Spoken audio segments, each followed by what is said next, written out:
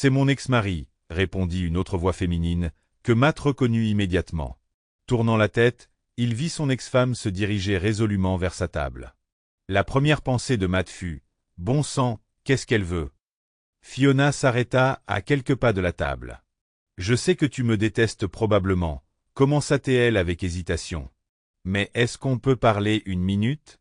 Matt mit de côté les restes de son sandwich et ôta ses lunettes de soleil pour qu'elle puisse voir ses yeux, une habitude que sa mère lui avait inculquée il y a de nombreuses années. « Je ne te déteste pas, Fiona, » répondit-il doucement, sentant la tension monter à chaque seconde qui passait. Matt remarqua que les amis de Fiona étaient assis assez près pour entendre leur conversation s'ils parlaient fort. Cependant, il pensait que leur conversation n'était pas destinée aux personnes extérieures. Il fit signe à Fiona de s'asseoir en face de lui. Elle soupira et s'installa sur le banc, croisant une jambe sur le dossier. « J'ai vraiment déraillé pendant un moment, » avoua-t-elle. Matt resta silencieux. De son point de vue, c'était une vérité indéniable, mais il n'éprouvait pas le besoin de réitérer son opinion sur la question. Fiona savait déjà ce qu'il pensait de ses actions. Il y eut un moment de silence. Puis Fiona ôta ses lunettes de soleil, dévoilant ses beaux yeux verts. « Comment vas-tu, Matt ?» demanda-t-elle, brisant le silence. « Très bien, merci. Et toi ?»« Je vais bien. Je vais à l'école du soir, mais tu le sais. Papa t'a dit qu'il t'avait dit que j'avais l'intention de postuler à l'Université du Texas au prochain semestre. Je veux devenir assistant médical. »« C'est super, » répondit Matt sans grand enthousiasme. « Je suis content que les choses se passent bien. » Il ne savait pas quoi dire d'autre. Il ne s'intéressait pas à ce qu'elle faisait. Ce n'était plus son devoir de la soutenir. « Écoute, Matt, » commença Fiona en se penchant en avant, « je sais que je ne t'ai jamais dit dans le chaos à quel point je suis désolé pour ce que j'ai fait. Mais je le regrette vraiment. Comme je l'ai déjà dit, je ne te reproche pas tout ce que tu traverses, mais j'espère qu'un jour tu trouveras un moyen de me pardonner. »« Je ne te déteste absolument pas, Fiona, » interrompit Matt. « Et je t'ai déjà pardonné. Je n'ai tout simplement pas le temps ni l'énergie de te haïr. Cela me consumerait tout entier et ne me donnerait rien en retour. Je pense que si j'étais tout le temps en colère, cela gâcherait presque tout le reste de ma vie. Et la vie, comme on dit, est trop courte. »« Eh bien, merci pour ça, » répondit-elle. Fiona a continué à parler de sa consultation chez un psychologue et de ses progrès. Elle a parlé de la prise de conscience des conséquences de ses décisions et de leur impact sur les autres. Matt hocha la tête mais sentit son front se plisser. Il s'agitait nerveusement sur le banc dur. Fiona remarqua son expression et sentit sa désapprobation. « Quoi ?» demanda-t-elle avec une pointe d'irritation dans la voix. « J'essaie de m'excuser et de te montrer que je travaille sur moi-même. Je sais qu'il vaut mieux ne pas me comporter comme avant. Fiona, j'ai l'impression que ta psychologue te fait perdre ton temps et l'argent de ton père, dit-il avec une pointe d'irritation dans la voix. Si c'est tout ce qu'elle essaie d'accomplir, alors... Je ne sais pas. Peut-être que ce n'est que la première étape et qu'elle a encore du travail à faire, pensa-t-il. Matt s'arrêta un instant, rassemblant ses pensées. Il essaya de choisir les mots justes pour exprimer son point de vue. Vous voyez, quand vous dites que vous ne ferez pas quelque chose en raison des graves conséquences que cela pourrait entraîner, vous effectuez en fait une analyse des risques. Tu te dis que je ne ferai pas ça parce que je ne veux pas me faire prendre et encourir une lourde punition. Mais ne réalises-tu pas que ce n'est pas de la véritable honnêteté ? Fiona semblait de plus en plus insatisfaite. Matt commençait à douter qu'elle ait vraiment changé. J'ai lu quelque part que l'honnêteté consiste à faire ce qu'il faut même quand personne ne regarde, continua-t-il doucement. Tant que vous n'en arrivez pas au point avec le psychologue où vous ne le ferez pas simplement parce que c'est mal, et non par peur d'une punition, rien ne changera.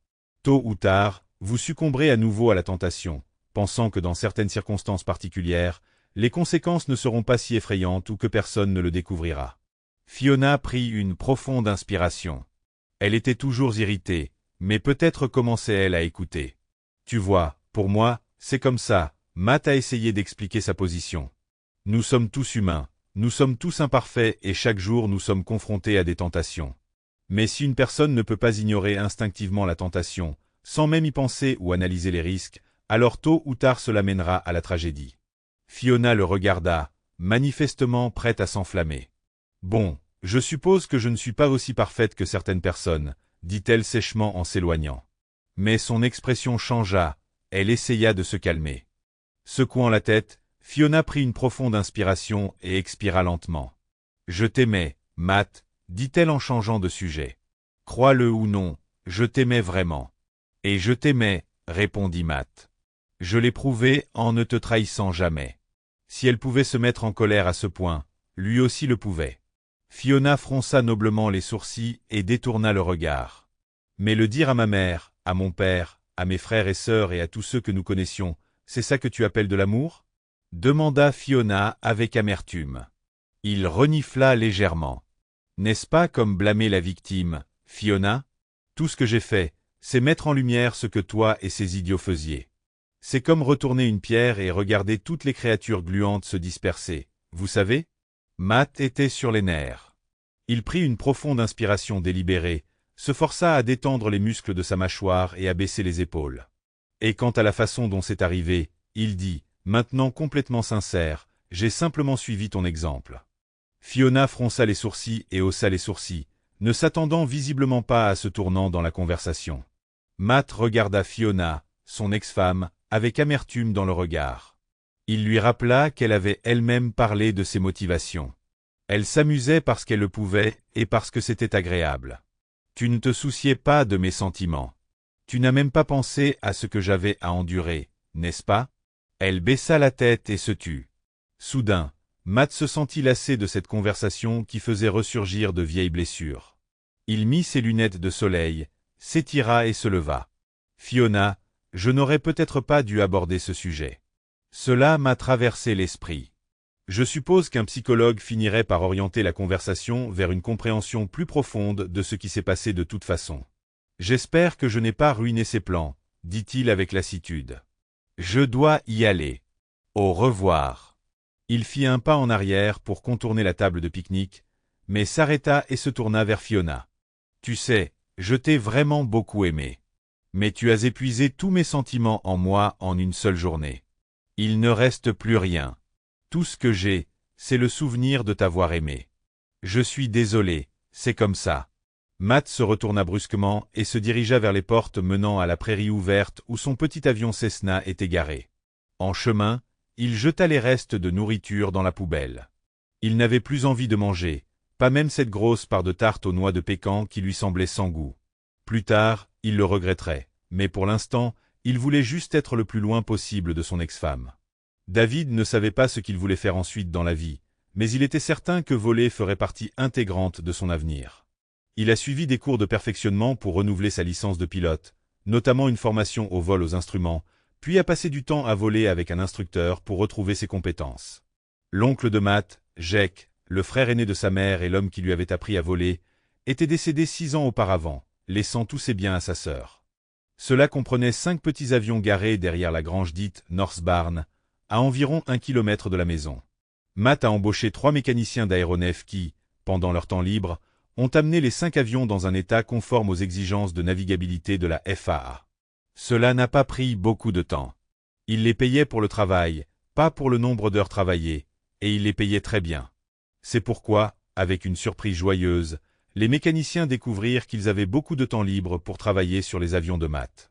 Les 5 avions monomoteurs passèrent facilement l'inspection et Matt commença à les vendre à des concessionnaires, sauf un, qu'il vendit à un gars avec une licence de pilote privé qui voulait voler plus souvent et ne pas payer des prix exorbitants pour la location d'avions. Matt lui a proposé un accord particulièrement avantageux car ce type lui rappelait lui-même. Il n'avait pas gagné beaucoup d'argent en vendant les avions de son oncle Jake, mais il ne s'y attendait pas et n'en avait pas besoin. Au final, il ne lui restait qu'un seul avion et il n'a même pas essayé de le vendre. Matt adorait prendre l'avion et passer 1 heure ou 2 seul avec l'avion. Un jour chaud doux, Matt s'est assis à une table de pique-nique à l'ombre d'un immense pacanier près d'un vieux bâtiment délabré avec un petit panneau indiquant l'endroit comme étant celui de Jessie. Pour les habitants qui fréquentaient l'endroit, aucune description supplémentaire n'était nécessaire. Jessie était un vieil homme afro-américain qui semblait tout juste avoir été libéré de l'esclavage par la cavalerie de Sherman qui passait par la plantation en route vers l'est depuis Atlanta. Personne ne savait quel âge il avait réellement, mais cela n'avait pas d'importance. Jessie servait le meilleur barbecue du monde, même si seules les personnes les plus âgées et les plus choisies de la ville le savaient. Malgré la chaleur de midi, se trouver sous les branches étalées du grand pacanier avec une légère brise était plutôt agréable. Une légère traînée de fumée parfumée s'élevait du fumoir dans l'arrière-cour, aiguisant l'appétit à des kilomètres à la ronde. Malgré l'abandon apparent des lieux, à l'intérieur comme à l'extérieur, c'était si propre qu'on pouvait littéralement manger par terre. Matt venait ici aussi souvent qu'il le pouvait, car cet endroit se trouvait sur la meilleure route entre la grande ville et la maison de ses parents, qui était désormais la sienne. Il n'arrivait pas à s'habituer au fait que cette nouvelle maison lui appartenait désormais. Aujourd'hui, Matt n'allait nulle part. Il voulait simplement goûter à la bonne vieille poitrine de bœuf du Texas, alors il a utilisé le dernier avion de l'oncle Jake, le vieux Cessna 172, pour se rendre à l'établissement de Jessie. Finissant un énorme sandwich à la poitrine de bœuf, la sauce barbecue encore dégoulinante, Matt regarda pensivement l'horizon, où l'on pouvait apercevoir les contours de collines lointaines. Il réfléchissait à son avenir, à la façon dont sa vie avait changé au cours des dernières années. Des assiettes de haricots borrachos et de salades de pommes de terre à la moutarde se trouvaient à proximité. Il envisagea de rentrer pour manger une grosse part de tarte aux noix de pécan que Jessie préparait tous les jours. Matt s'était convaincu qu'avec son mode de vie actif, une part de tarte supplémentaire ne nuirait pas à sa silhouette. Perdu dans ses pensées, Matt ne prêtait aucune attention à ce qui se passait autour de lui. Il remarqua vaguement le mouvement sur la route à 2 voies usées à sa gauche. Les vagues de chaleur chatoyantes qui montaient de l'asphalte lui causaient un mal de tête. Du coin de l'œil, il vit plusieurs voitures arriver sur le parking avec des jeunes gens, mais il n'y prêta pas attention. Soudain, des bribes de conversation provenant des tables voisines lui parvinrent aux oreilles. « Vas-tu vraiment aborder ce cow-boy » demanda une voix féminine inconnue. Matt devint méfiant. En plus d'un vieux short, d'une chemise délavée et de bottes robustes, il portait un chapeau de cow-boy Stetson couleur crème. Mais dans le Texas rural, beaucoup portaient ce genre de couvre-chef. Lorsque Matt a pensé pour la première fois à prendre l'avion pour se rendre au ranch de Jessie, afin d'éviter le trajet d'1 heure sur les routes sinueuses du Texas, il a essayé de trouver le propriétaire du pâturage de l'autre côté des barbelés. Il voulait obtenir la permission d'atterrir son Cessna sur ce territoire, mais il n'a pas pu trouver la femme qui, selon les registres fiscaux du comté, était propriétaire de ce terrain. Il a donc simplement utilisé la prairie comme piste d'atterrissage personnelle, laissant la question des droits d'atterrissage pour plus tard. Si le propriétaire se plaint, il cessera d'utiliser ce terrain herbeux et présentera ses plus sincères excuses. La parcelle de Jessie était séparée de la vaste étendue de prairie par une clôture en fil de fer barbelé avec des barrières de 15 pieds, située à moins de 30 mètres de l'entrée principale de la maison de Jessie. Les barrières ont probablement été installées il y a longtemps pour charger et décharger le bétail des camions. Elles étaient en acier tubulaire galvanisé, mais au fil des ans, les charnières et le mécanisme de verrouillage avaient rouillé. Lorsque Matt a pensé pour la première fois à prendre l'avion pour Jessie, il a inspecté les portes, identifié les problèmes et acheté des pièces de rechange. Maintenant, alors qu'il marchait vers l'avion, Matt sentait le poids du passé se soulever progressivement de ses épaules. Devant lui, le ciel sans limite et la libération des souvenirs douloureux l'attendaient. Matt passa presque toute la journée seul à réparer les portes. Elles s'ouvraient désormais sans problème sur leurs gonds et disposaient d'un mécanisme de verrouillage fiable. Il remarqua une femme appuyée contre le portail. Elle était de taille moyenne, mince, avec des cheveux noirs et un teint caramel. Matt s'approcha prudemment, ne voulant pas effrayer l'inconnu. Il se présenta à elle et ils entamèrent bientôt une conversation. « Quel drôle de petit avion !» dit-elle en tournant son visage vers lui. Ses yeux bleu cristal se moquaient de lui sous ses lunettes de soleil. « Oui, mais il vole droit et arrive à destination bien plus vite qu'une voiture de course, » répondit Matt, incapable de contenir son sourire. Ils discutèrent de l'avion, du ciel, des barbecues, de tout ce qui lui passait par la tête.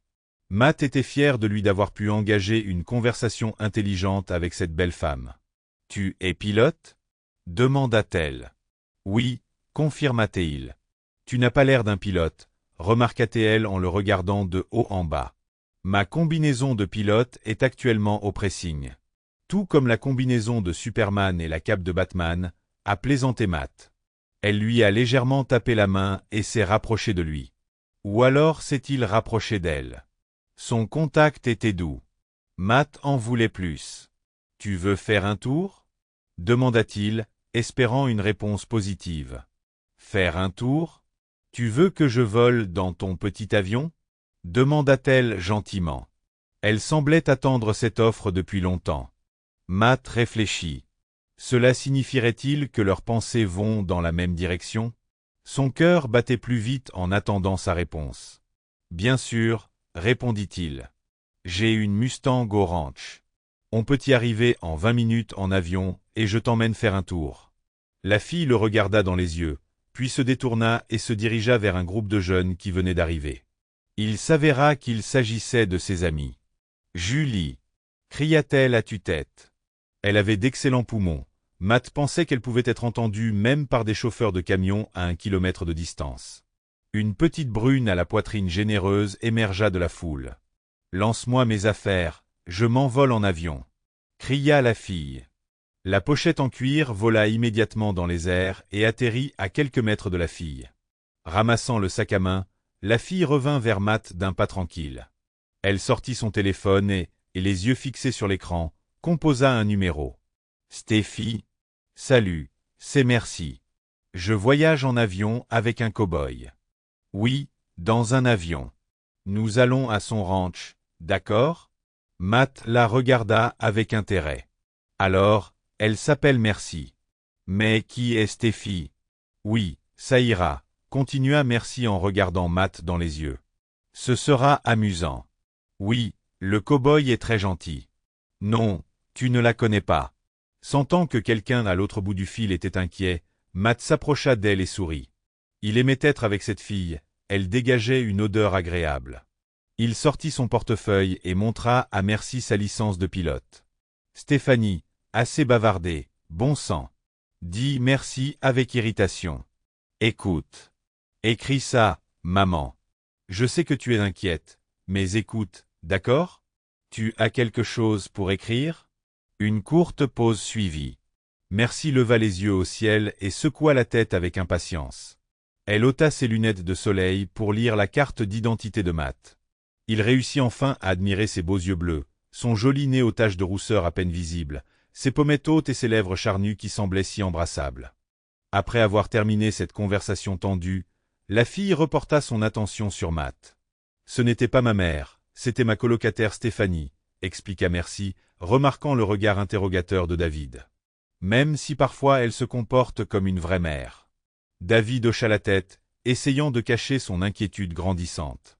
Pourquoi avait-elle besoin de partager ces informations avec quelqu'un? Il essaya de repousser ses pensées et de se concentrer sur le vol si je comprends bien. « Votre nom complet est Mercedes ?» demanda-t-il en démarrant le moteur. « Oui, » dit modestement la fille. « Est-ce que ça te va si je t'appelle comme ça ?» Elle resta silencieuse, et David prit cela comme un accord. Il lui tendit les écouteurs et commença à vérifier le système, essayant de ne pas s'attarder sur cet étrange appel téléphonique et sur ce qui pourrait arriver. L'avion décolla du sol, s'élevant dans le ciel. David fit un large cercle, survolant le restaurant de Jessie où les amis de Mercedes étaient réunis. Il sentit une étincelle naître entre lui et Mercedes. Quelque chose lui disait que ce vol pourrait changer sa vie. Mercedes leur fit signe de la main désespérément depuis le siège de droite. Matt augmenta la poussée et tourna au-dessus d'eux pour qu'ils puissent clairement voir Mercedes et lui faire signe en retour. Puis il mit l'avion à niveau sur une route vers le sud, et après une minute, reprit de l'altitude, survolant le restaurant de Jessie. Matt fit plusieurs signes d'au revoir, prenant peu à peu de la hauteur. Il mit l'avion à niveau pour éviter les collisions avec les oiseaux, mais sans apparaître sur les radars du contrôleur. Pendant le vol, ils recommencèrent à parler. Matt décida de se détendre un peu et demanda « Si cela ne vous dérange pas, mademoiselle Mercedes, vous êtes la première latina aux yeux bleus que je rencontre. Ne le prenez pas mal. » Elle lui lança un rapide regard. « Je ne suis pas latina et je ne parle pas espagnol, » fit-elle remarquer en plaisantant, fronçant légèrement les sourcils. « Je m'excuse, » dit Matt en la regardant. « Je ne voulais pas t'offenser. » Elle le regarda avec un dédain fin, puis éclata de rire. « Monsieur, vous êtes en présence d'une véritable femme Cheyenne, et les Cheyennes sont des Amérindiens. » Matt étudia longuement les traits de son visage, puis sourit. « Très bien, mademoiselle guerrière Cheyenne. Pour un projet historique, j'ai lu des journaux intimes sur les Amérindiens du début du XVIIIe siècle, et je ne me souviens d'aucune mention de fille Cheyenne aux yeux bleus. » Il s'arrêta pour vérifier les instruments, puis fit un nouveau geste vers l'horizon. « Soyons honnêtes, poursuivit-il. Vos guerriers Cheyennes doivent avoir du sang celtique. Mercedes tira la langue mais sourit. Peut-être que j'ai des origines irlandaises? Plaisanta-t-elle. Oh, Matt hocha la tête avec une sagesse moqueuse. Donc papa comptait sur une fille irlandaise vagabonde, parcourant les régions sauvages. Seraient-ce par hasard les contrées sauvages de Cheyenne, dans le Wyoming? Non. Philadelphie, répondit-elle calmement. Et maman dit qu'elle a tendu une embuscade au pauvre guerrier Cheyenne errant et l'a capturé de justesse. Elle dit qu'elle a eu pitié de lui et qu'elle l'a fait sien. Matt rit, imaginant la guerre verbale entre ses parents. Ses propres parents se livraient souvent à des duels verbaux similaires. Je pense que j'aurais aimé offrir une tasse de café à tes parents et avoir une conversation agréable avec eux. Plus tard, Mercedes a posé des questions sur Fiona lorsque Matt l'a mentionné. Il lui a parlé un peu des circonstances de son divorce avec Fiona et de ce dont ils avaient parlé chez Jessie peu de temps avant qu'il ne rencontre Mercedes. Matt a dit que tous les souvenirs de son mariage et de son divorce étaient soigneusement enfermés dans un coin isolé de son esprit. Il a expliqué qu'il se sentait à l'aise avec son ex-femme. Son ex-femme ne signifiait désormais pas plus pour lui que n'importe quelle autre femme à la table pleine de youpies. Mercedes se rappela que Julie, sa cousine au second degré qu'il avait invitée avec Stéphanie au Texas, travaillait avec Fiona mais n'était pas particulièrement proche d'elle. « Quel petit monde !» dit Matt, après quoi ils changèrent de sujet. Mercedes demanda comment Matt avait appris à voler. Il lui parla de son oncle Jake, qui lui avait appris les bases du pilotage et l'avait aidé à faire son premier vol en solo à l'âge de 15 ans. Le temps passait sans que personne ne s'en aperçoive dans cette conversation animée. Matt était concentré sur le pilotage de l'avion, mais ne pouvait détacher ses yeux de la belle-fille de la tribu Cheyenne. Le ranch apparut à l'horizon plus vite que Matt ne l'avait prévu. Matt dirigea le Cessna vers une étendue de prairies bien battues qui servait de piste. Il expliqua à Mercedes les côtés au vent et sous le vent.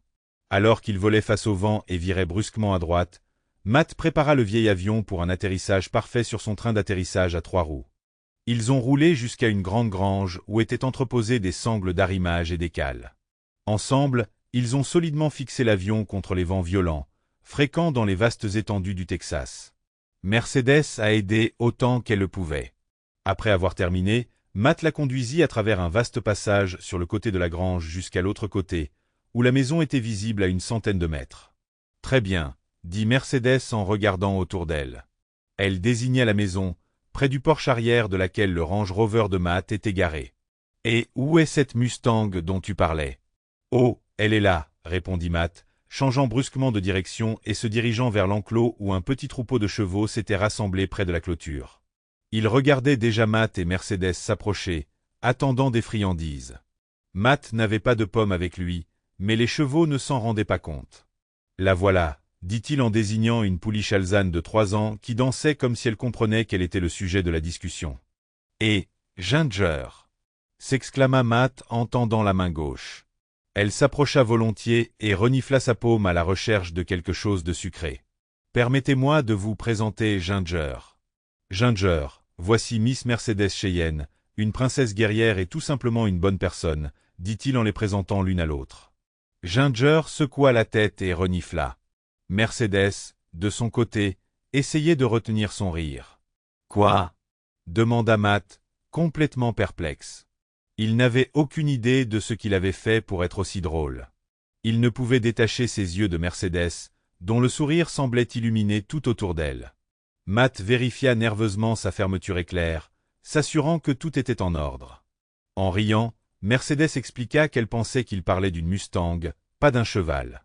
Matt rit et lui raconta sa première Mustang, capturée au Nevada. « J'aimerais te voir la chevaucher, galoper les cheveux au vent, » dit-il avec un sourire. Soudain, il comprit. « Tu sais monter à cheval, jeune fille de Cheyenne ?» Mercedes confirma avec un sourire narquois qu'elle avait appris l'équitation avec son grand-père pendant les vacances d'été. Elle refusa cependant de monter en short, de peur de s'irriter les jambes. Matt acquiesça, il ne voulait pas que ses cuisses lisses et couleur crème souffrent. Il réfléchit à la façon de résoudre ce problème, mais décida de lui suggérer de traverser les prairies pour l'instant. La fille accepta. Elle lui tapota la poitrine d'un air approbateur. Matt, à son tour, remarqua avec bonheur combien il était agréable d'être à ses côtés. Ils s'arrêtèrent devant la vieille maison de ses parents, chargèrent quelques bouteilles d'eau dans le Range Rover et partirent en balade. Ils traversèrent la vaste prairie qui s'étendait bien au-delà du ranch de Matt. Personne ne revendiquait la propriété de ces terres et Matt en profita pour y faire paître son bétail. Bientôt, ils passèrent devant son troupeau, se dirigeant paresseusement vers l'eau. Matt raconta à Mercedes l'histoire de ces lieux, des ruines antiques et des bisons.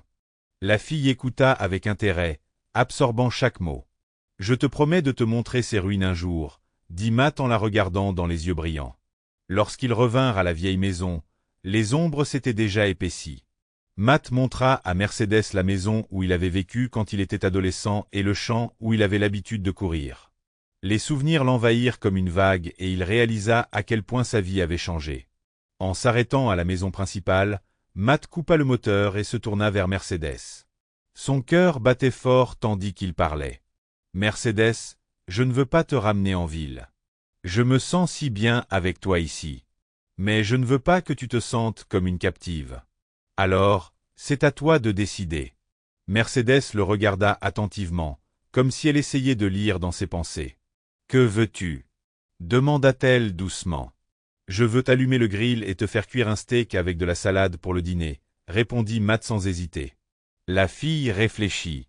Puis Matt raconta à Mercedes tous ses projets pour la soirée. Mercedes le regarda attentivement et sourit lentement. Elle sortit son téléphone et appela Steffi, l'informant qu'elle resterait au ranch pour la nuit ou plus longtemps. Se tournant vers Matt, Mercedes demanda sérieusement, « Cow-boy ? Matt, pouvons-nous entrer et trouver cette jolie salle de bain que tu m'as montrée plus tôt ?»« Bien sûr, » répondit-il en tirant sur la poignée de la porte. « Le dernier à arriver aux toilettes doit attendre » cria Matt en s'enfuyant. Mercedes émit un bruit indistinct en essayant d'ouvrir la porte. Ils montèrent les larges marches jusqu'au porche et Matt poussa la porte aussi vite qu'il le pouvait. Mercedes rit et essaya de lui attraper la main pour le ralentir, mais Matt était plus grand et plus fort. Il gagna la course vers la salle de bain du bas, mais perdit la course vers la grande salle de bain à l'étage. Matt a été élevé avec la règle « les femmes d'abord » et il a vraiment vécu selon ce principe. Sinon, sa mère le grondait. Il entendit la porte de la salle de bain à l'étage claquer, puis le silence s'installa. Après le bain, Matt et Mercedes ont commencé à préparer le dîner. Matt savait cuisiner sur la cuisinière, mais préférait faire des grillades en plein air. Mercedes adorait les légumes verts, alors ils se sont partagés les tâches. Pendant que Matt allumait les braises et faisait griller les steaks, Mercedes fouillait dans le réfrigérateur à la recherche de légumes, préparait une délicieuse salade et une sauce vinaigrette. Elle emporta la salade sur la terrasse, disposa les assiettes et les couverts, tandis que Matt s'occupait des steaks. De temps en temps, ils se frôlaient les hanches, se croisant dans la cuisine. Ils se tapotaient à plusieurs reprises sur l'épaule ou sur la main, juste pour se toucher, discutant de choses et d'autres. Cela faisait longtemps que Matt n'avait pas eu quelqu'un avec qui partager des moments aussi agréables. Il se rendit compte qu'il aimait vraiment ça, et il pensait que Mercedes aussi. Mercedes plaça leurs assiettes l'une à côté de l'autre, et non en face, et c'est ainsi qu'ils dînèrent. Ils conversèrent tranquillement dans la pénombre, sans discuter de quoi que ce soit d'important, juste deux personnes apprenant à se connaître. Bien qu'ils ne se connaissent que depuis quelques heures, ils se sentaient incroyablement à l'aise ensemble, échangeant facilement des idées et des opinions, et se touchant de temps en temps. Après avoir débarrassé la table et chargé le lave-vaisselle, ils s'installèrent sur deux chaises longues sur la terrasse. Matt les avait déjà rapprochées l'une de l'autre, ne laissant que quelques centimètres entre elles, et Mercedes ne s'en soucia pas. Matt et Mercedes contemplèrent longuement le ciel nocturne, inventant des noms pour des constellations qu'ils ne parvenaient pas à reconnaître. Ils se demandaient si la lumière argentée qui traversait le ciel était celle d'une station spatiale ou d'un ovni. Mais ils s'en fichaient. Quand il fit un peu plus frais, ils rassemblèrent leurs affaires et retournèrent à la maison. À la porte, Mercedes s'arrêta brusquement et se tourna vers Matt. « Je ne suis pas sûr. Je n'ai jamais fait ça lors d'un premier rendez-vous, » dit-elle doucement en le regardant dans les yeux. « Ce n'est pas grave, » répondit Matt, sentant son cœur battre plus vite. « Je te suggère de ne pas considérer cela comme un premier rendez-vous. » Plus tard, ils allèrent se coucher. L'air autour d'eux était électrifié par des émotions inexprimées. Le lendemain matin, ils savourèrent un copieux petit-déjeuner composé de bacon et d'œufs brouillés, accompagné de toast et de confiture. Matt apprit que Mercedes était soi-disant membre de l'association nord-américaine des mangeurs de viande, dont il n'avait jamais entendu parler. Il supposa qu'elle était en effet une véritable prédatrice, compte tenu de la rapidité avec laquelle elle avait dévoré le steak la veille et venait de finir tout le bacon restant sur la table. Mercedes a admis qu'un tel groupe n'existait pas réellement. Matt a suggéré d'en créer un et en réponse, Mercedes s'est assise sur ses genoux et l'a embrassé. Il était aux anges. Après le petit déjeuner, vêtu seulement d'un des t-shirts de Matt, Mercedes a appelé son amie Stéphanie. Pendant qu'ils discutaient, Matt, enfilant son jean et ses bottes, s'occupait des tâches ménagères.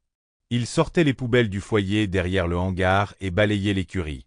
De retour à la maison et attrapant une canette de soda dans le réfrigérateur, Matt réalisa soudain qu'il savait comment tenir sa promesse et faire monter Merci à cheval après tout. « Les affaires de maman !» s'exclama-t-il. « Elle les a toutes laissées ici. » Matt expliqua la situation du ranch à Mercedes. Il lui suggéra ensuite d'essayer le jean de sa mère pour aller faire de l'équitation. Ils montèrent en courant à l'étage et Mercedes commença à fouiller dans le vieux placard de la mère de Matt à la recherche d'un pantalon adapté. Pendant ce temps, Matt a décidé d'appeler sa mère par vidéo pour lui demander la permission d'emprunter le jean. « Bonjour, chérie », lui a dit sa mère une fois la connexion établie. « Je pensais justement à toi. Comment vas-tu » Matt prit une grande inspiration, se préparant à raconter à sa mère les événements inattendus des derniers jours. Soudain, son attention fut attirée par un bruit provenant du placard de sa mère. En se retournant, il vit sa petite amie Mercedes en sortir un grand carton. Matt reprit la conversation avec sa mère, qui parlait maintenant du cratère météoritique du monument national. Winslow, en Arizona, n'est-il pas mentionné dans une chanson ? Demanda sa mère. Sans hésitation, Matt répondit, oui, dans la chanson des Eagles, Take It Easy. Le livre est sorti en 1972. Sa mère était ravie de ses connaissances, sans savoir que son fils avait simplement cherché rapidement l'information sur Google sur son téléphone. Pendant ce temps, Mercedes a attiré l'attention de Matt en lui montrant quelque chose qu'elle avait trouvé dans le placard. Sa mâchoire tomba lorsqu'il vit les menottes et les attaches en fourrure dans ses mains. « Maman, qu'est-ce que c'est ?» demanda Matt avec un sourire narquois, montrant la trouvaille devant la caméra de l'ordinateur portable. « Bon sang, Tom. Je pensais que tu avais nettoyé le placard. » s'exclama la mère, s'adressant au père de Matt, qui était hors de vue de la caméra. « Non, tu as dit que tu prendrais ta boîte et que tu la mettrais toi-même dans la camionnette, ma chérie. Tu te souviens ?» répondit succinctement le père. La mère de Matt rougit et essaya d'expliquer. « Eh bien, ma chérie, parfois les mamans et les papas peuvent être assez joueurs. » Matt l'interrompit. « Maman, je m'y connais en oiseaux et en abeilles, d'accord ?» Après une longue pause, la mère soupira. « Matt, chérie, ton père et moi. Nous sommes plus vieux que toi. Mais nous ne sommes pas morts. Et nous aimons nos jeux, tu comprends ?» La situation devint de plus en plus gênante lorsque Mercedes tendit à Matt un double harnais. Il l'approcha de la caméra. « Et qu'est-ce que c'est, maman ?»« Eh bien, mince, » commença la mère en regardant vers l'endroit où se trouvait probablement le père de Matt. « Tom, tu aurais dû me rappeler cette boîte, mince. » Matt continua à taquiner sa mère, savourant son embarras.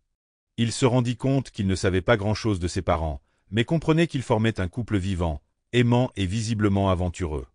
Matt se rappela un incident, quand sa tante Janet était venue passer la nuit chez lui. Il demanda, réalisant soudain que Janet n'était pas sa vraie tante, mais juste une amie proche de sa mère. Peut-être même plus proche qu'il ne l'aurait jamais imaginé. La mère de Matt, Léa, marmonna quelque chose d'incohérent. Son silence ne confirmait ni n'infirmait, mais ne faisait qu'attiser les soupçons du jeune homme. Waouh, Matt n'en revenait pas. Alors, quand tu es venu à la cabane pour l'anniversaire de papa, vous tous. Ne sois pas impoli, David, prévint sévèrement sa mère. Je ne le serai pas, maman, promit-il. Mais pourquoi? Parce que j'ai des règles, jeune homme. Quand ton père est content, je le suis aussi, répondit Léa avec une franchise inattendue. Matt resta sans voix. Son esprit fut bouleversé par cette révélation. Soudain, Léa interpella quelqu'un. Bonjour, mon chéri. Est-ce que mon fils te traite bien? Matt était déconcerté. Mercedes n'était pas visible dans le cadre et elle resta silencieuse. Comment sa mère pouvait-elle savoir que quelqu'un était avec lui? Fils, lui dit Léa d'un ton de reproche, tu te souviens que mon miroir en pied est juste derrière toi? Matt se retourna et vit le vieux miroir que sa mère gardait dans la chambre. Il était parfaitement incliné, reflétant Mercedes. Avec un gros soupir, Matt comprit que la situation devenait de plus en plus compliquée. « Maman, voici Mercedes. »« Mercedes, c'est ma mère. » Il les présenta l'un à l'autre. Mercedes fit un signe de la main devant le miroir, puis se tourna et rapprocha son visage de celui de Matt pour que la caméra puisse la capturer. « Bonjour, Madame Singletary, dit-elle gaiement. Léa gloussa. « Chérie, après avoir entendu cette conversation, je pense que nous n'avons pas besoin d'être aussi formels. Appelle-moi Léa. »« Oui, comme dans Star Wars, » ajouta-t-elle avec un sourire. Pendant que Léa et Mercedes discutaient, Matt recula un peu. Il était presque sûr que sa mère ne pouvait pas voir sa main gauche caresser l'intérieur de la cuisse droite de Mercedes. Mais il n'était pas sûr de devoir cacher quelque chose comme ça. Soudain, le visage de son père apparut dans le cadre. Il salua Mercedes puis disparut de la vue. La dernière chose que Matt vit fut la disparition de son père en contrebas. Léa se pencha légèrement en arrière, attrapa le bord de la table, puis se pencha de nouveau en avant. « Maman, c'est papa ?» demanda Matt. « Chérie, je crois qu'il est temps pour moi d'y aller, d'accord ?» dit Léa d'un ton hésitant, en jetant un coup d'œil à Mercedes. « Enchantée de te rencontrer, ma chérie. Sois heureuse !» cria-t-elle en guise de remarque finale avant de taper du doigt sur le clavier. L'image disparut, laissant Matt et Mercedes dans le silence. Matt ferma l'ordinateur et regarda Mercedes. Il était étonné, mais pas inquiet. « Tu sais, je pense que maman ne me dirait rien s'ils utilisaient leurs jouets avec toi et papa, » sourit Matt. « Tu es sûr ?» Elle sourit d'un air enjoué et s'assit sur les genoux de Matt. « Absolument, » répondit-il. Les expériences au lit de Matt et Mercy n'ont fait que renforcer leur lien émotionnel. On aurait dit que ce serait toujours comme ça, mais tout a changé jeudi. « Chérie. » Matt lança doucement Mercedes pendant le petit déjeuner.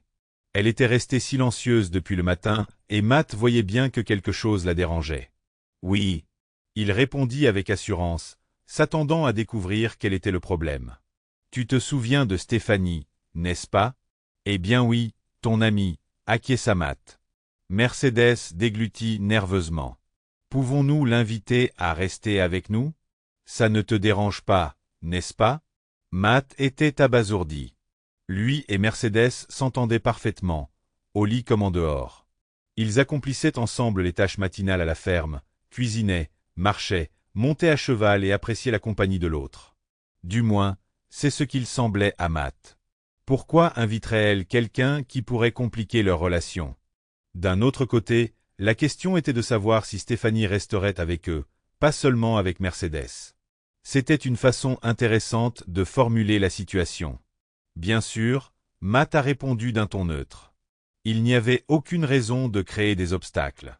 Si Mercedes ne voulait pas être seule avec lui, cela n'arriverait pas de toute façon, alors il valait mieux accepter la situation telle qu'elle était. Le visage de Mercedes s'illumina immédiatement. « Merci chérie. Je vais l'appeler, d'accord ? » « Bien sûr. » Elle lui prit la main dès que la connexion fut établie et le tira vers elle. Elle ne voulait pas qu'il parte pendant qu'elle parlait à son ami. Matt vit cela comme un bon signe. « Bonjour, Stéphanie » salua Mercedes à son ami. Le cow-boy a dit oui, donc tout va bien. La conversation a continué et Matt a écouté Mercedes discuter des détails de l'arrivée de Stéphanie. Elle a mentionné des jeux dans le salon avec un plancher en bois, des chevaux et même un avion. Mercedes leva les yeux au ciel en regardant Matt, tandis que Stéphanie, apparemment, commençait à bavarder avec trop d'excitation. « Stéphanie, Stéphanie, baisse la voix. Écoute-moi, femme. Prends juste quelques affaires. Non, tu n'auras pas besoin de grand-chose. Nous sommes tranquilles, bon, les vêtements ne sont pas nécessaires, d'accord ?» Matt remarqua que Mercedes avait encore dit « nous » en se référant à eux deux. Soudain, une pensée traversa l'esprit de Matt. Il agita la main pour attirer l'attention de Mercedes. « Attends une minute, Steph, » dit Mercedes au téléphone. « Est-ce qu'elle sait comment arriver ici ?» demanda Matt. Mercedes soupira d'agacement et secoua la tête. Matt sourit. « Si elle peut se rendre à l'aérodrome de Mceredi, nous pouvons venir la chercher dans le Cessna. Qu'en penses-tu? Proposa-t-il. Matt commença à donner des indications sur la façon de se rendre à cet endroit, mais Mercedes l'interrompit, elle avait un GPS. Mercedes dicta l'adresse de Stéphanie et se tourna vers Matt. Quand? Demanda-t-elle. Quand pourra-t-elle être là? Matt jeta un coup d'œil à l'horloge murale et hocha la tête. Dans quelques heures. L'impatience pesait sur Matt tandis que Mercy et lui se préparaient à l'arrivée de Stéphanie. Il ne pouvait s'empêcher de se demander comment l'arrivée de Stéphanie affecterait son séjour idyllique au ranch avec Mercedes. Stéphanie est arrivée un peu plus tard que 2 heures plus tard. Après l'avoir rencontrée, Matt et Mercedes lui ont immédiatement fait faire un tour complet de la maison et des environs. Matt lui a présenté Ginger et son cheval, que son père avait appelé As il y a de nombreuses années. Les filles ont passé la majeure partie de la journée au bord de la piscine, à discuter des événements récents de leur vie. Mercedes a habilement engagé la conversation avec Matt, la dirigeant de manière à ce que Stéphanie et Matt puissent mieux se connaître. Les 2 semaines suivantes se sont déroulées en agréable compagnie. Le matin, ils participaient aux tâches ménagères et partaient ensuite à l'aventure. Ils nageaient dans la piscine, faisaient du jet-ski sur le lac et inventaient toutes sortes de divertissements. Matt a passé un peu plus de 3 semaines avec Mercedes, 1 semaine seule et 2 autres avec Stéphanie. Ce furent quelques-unes des meilleures semaines de sa vie. Cependant, Matt remarqua parfois la façon dont Stéphanie le regardait quand il flirtait avec Mercedes. Il comprit que pour Stéphanie, Mercedes signifiait bien plus qu'une simple amie. Un jour, il les a surpris par hasard en train de s'embrasser derrière le hangar et tout est devenu clair pour lui. À la veille du départ des filles, Matt et Mercedes ont décidé de simplement être ensemble et de s'embrasser. La séparation n'a pas été facile pour eux. Tu comprends pourquoi j'ai demandé à Stéphanie de venir ici, n'est-ce pas? Demanda doucement Mercedes dans l'obscurité de la chambre, seulement perturbée par la faible lumière de la lune venant de la fenêtre. Matt hocha la tête. Les tendances lesbiennes de Stéphanie. Elle devait comprendre qu'il n'y avait rien de sérieux entre nous, ajouta Matt. Je suis désolé que ça se soit passé comme ça, dit Mercedes avec tristesse et regret. Je ne suis pas en colère contre toi, dit doucement Matt. Mercedes soupira et Matt resta silencieux. Tu te souviens de nos moments avec Stéphanie, des danses et pourquoi je dois partir? Demanda Mercedes. Je m'en souviens. Vous avez grandi ensemble, vous avez commencé à danser à 4 ans. Et depuis, vous avez passé la majeure partie de votre vie à préparer la tournée avec la troupe à Philadelphie. Et je comprends que des sentiments particuliers ne pouvaient s'empêcher de naître entre vous. Je t'ai vu derrière le hangar. Mercedes était surprise. Je ne voulais pas que tu le voies. Mercedes s'exprima. C'est bon, merci. Je comprends tout, il la serra plus fort dans ses bras. Tu sais, j'ai vraiment apprécié d'être ici avec toi. Peut-être que je devrais tout reconsidérer. Je pourrais rester avec toi et trouver. Mercedes dit soudain. Et Stéphanie? Comment va-t-elle réagir à cela? Je vais tout lui expliquer. Elle comprendra. Matt soupira lourdement. Non, chérie, l'interrompit Matt. À Philadelphie, tu as de meilleures opportunités qu'ici. Je ne peux pas t'enlever ton rêve de toujours. Ce ne serait pas juste. Je me souviendrai de chaque moment passé avec toi, dit sincèrement Mercedes. Les larmes lui montèrent aux yeux. Le silence planait dans la pièce, empli de sentiments non exprimés et de regrets sur ce qui aurait pu se passer. Nous n'aurions pas pu être ensemble de toute façon, murmura-t-il doucement. Mercedes le regarda tristement. Après le départ des filles, Matt se sentit perdu. La douleur de la séparation était insupportable. Pour se distraire, il s'est plongé dans les affaires de la vente du ranch. Matt a vendu tout le bétail, les chevaux et les bisons. Le moment où il a donné 2 chevaux à la famille Ingram a été particulièrement touchant. Leurs filles, Amber et Pamela, n'ont pu retenir leurs larmes de joie en serrant Matt dans leurs bras. Après avoir vendu tout le matériel aux enchères, Matt a offert le vieil avion de son oncle Jake à son amie Gina pour qu'elle suive une école de pilotage. Seul dans la maison vide, Matt a rempli la piscine de pierre et de terre. Il ne voulait plus de souvenirs des jours heureux passés ici avec Mercedes. Matt fit le tour de la maison une dernière fois, vérifiant soigneusement chaque recoin. Il voulait s'assurer que rien d'important n'était laissé derrière, à part ce que Mercedes avait découvert lors de son appel vidéo avec sa mère. Après avoir obtenu tous les permis nécessaires pour un brûlage contrôlé, Matt a mis le feu, le cœur lourd, au vieux ranch et à la petite maison où il avait vécu lorsqu'il était adolescent. Il savait qu'il était temps de prendre un nouveau départ. Les pompiers volontaires locaux étaient présents pendant que le feu consumait les bâtiments. Matt leur a organisé un barbecue, en commandant des côtes levées, de la poitrine de bœuf et d'autres plats à Jessie. Les pompiers ont mangé avec plaisir, bu du soda et discuté jusqu'à ce qu'ils soient recherchés par leurs conjoints et leurs proches inquiets. Cette nuit-là, Matt a séjourné dans un motel, se sentant complètement détaché du passé. Si vous avez plus de 18 ans, ne manquez pas l'article à venir et n'oubliez pas de cliquer sur le bouton j'aime pour montrer votre soutien. Merci.